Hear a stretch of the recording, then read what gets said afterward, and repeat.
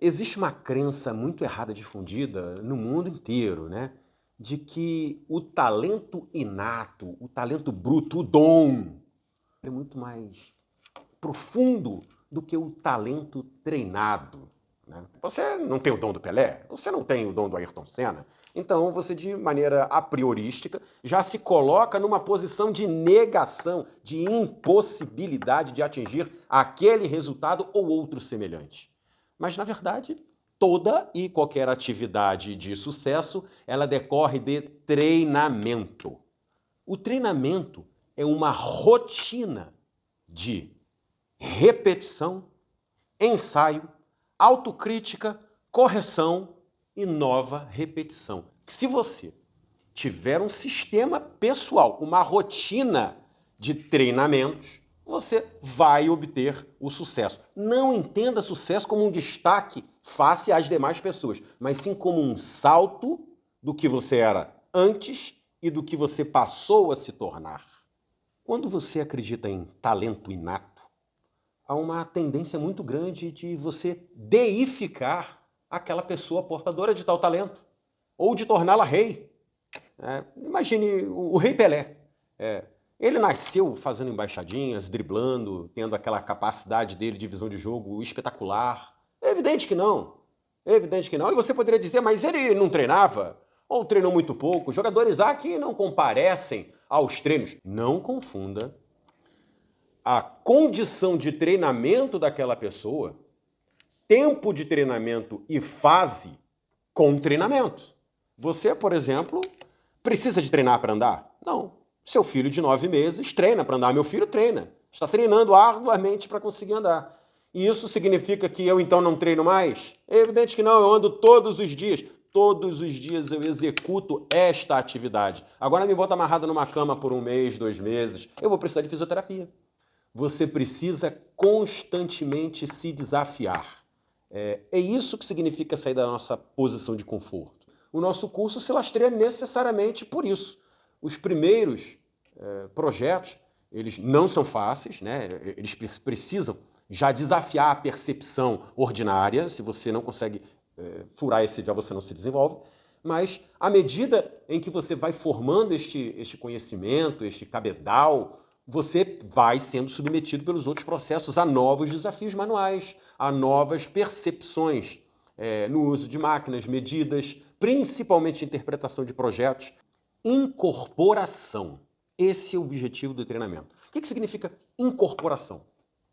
Aquela rotina treinada, aquele comportamento, ele passa a estar enraizado no modus operandi do artífice. Você não vai precisar pensar para executar aquela tarefa. Você passou uma peça de madeira pela desempenadeira, objetivando conformá-la, né, uma borda e uma face ao ângulo de 90 graus. Você vai ter uma rotina de verificação. Você precisa pegar um esquadro, que é um instrumento para aferir o ângulo de 90 graus. A gente vai verificar se a máquina, né, se ela cumpriu a função dela. Então você vai lá e vai bater o esquadro, né? Essa rotina de verificação é uma incorporação. O professor, ele possui uma percepção extraordinária por ser um cultor, por ter mais experiência do que aquela pessoa que busca aprender aquela arte. O professor, ele precisa condensar essa percepção numa metodologia para que ele consiga transferir isso para o aluno. Essa compactação dessa percepção podemos chamar de acervo cognitivo procedimental, né? Isso é simples, a gente pode dar um exemplo. Por exemplo, o rabo de andorinha, né? Você tem que especificar as marcações, os cortes, as lavras com os formões, a transferência e uma série de procedimentos, né? Entre essas etapas que eu já destaquei e outras mais. Então isso é um acervo cognitivo procedimental. É como se fosse um passo a passo. Ao aluno cabe receber este procedimento, né? Receber esse acervo cognitivo e treinar para então fazer com que este acervo cognitivo procedimental seja integrado no seu acervo cognitivo motor. E é nisto que entra o treinamento, né? Os primeiros treinamentos, evidentemente, eles são vigiados pelo professor.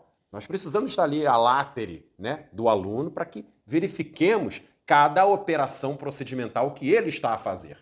E, verificando erros, acertos, vamos conduzindo o aluno dentro da nossa diretiva, dentro do nosso caminho, porque percorremos esse caminho antes, né?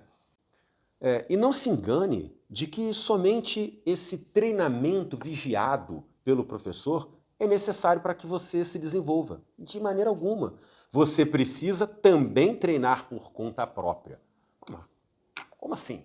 Isso não é perigoso? Nós estamos falando de formões, serrotes, máquinas. É evidente que há um perigo, mas é exatamente por isso que estamos aqui. A semelhança é de um professor de uma autoescola, né? Ele vai te dar ali um treinamento supervisionado, mas vai chegar o momento em que vai ser só você e você no carro, né? E você precisa dar conta de treinar muito bem com você mesmo, né? De acordo com as instruções, né, elementares que foram incorporadas no seu acervo motor com o auxílio do professor.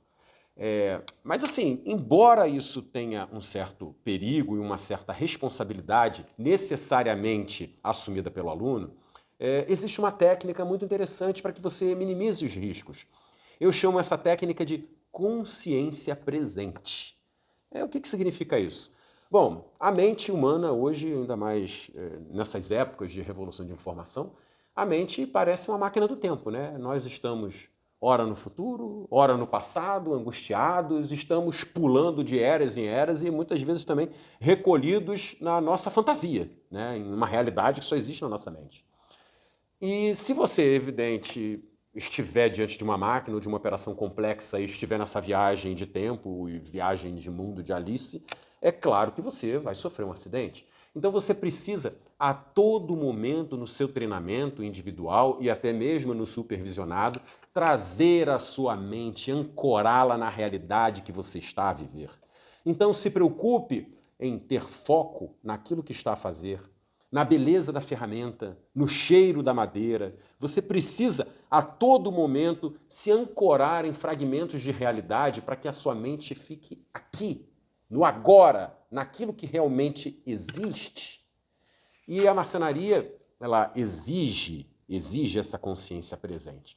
No início é um pouco mais difícil de você se manter no presente, porque parece que as pessoas hoje são muito bombardeadas por angústias várias, então elas estão sempre como pulgas, pulando nessas eras, né?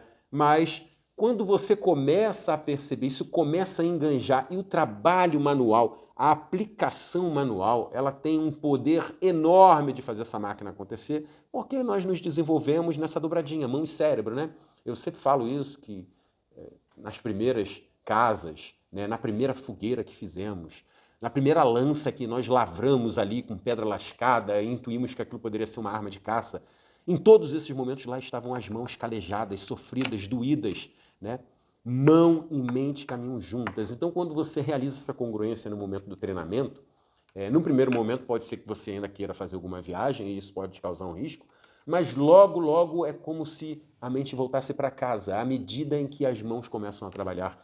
Isso é evidente em tudo que se faz, né? Por exemplo, agora aqui eu estou falando com você e as minhas mãos balançam. Elas manifestam, elas coadjuvam, tal como a batuta de um maestro. Elas não conseguem se conter diante das ideias, né? Por quê? Porque elas participam de todas essas ideias. Elas participam vivamente de todo o processo criacional humano, seja esse processo criacional verbal, seja esse processo ideário, ou seja mesmo manual, na confecção e cristalização de uma coisa numa forma perene, que é a atividade da marcenaria, e tantas outras dignas de aplausos, como a escultura, a pintura e tudo mais que nós encontramos de humano, maravilhoso e marcante no orbe.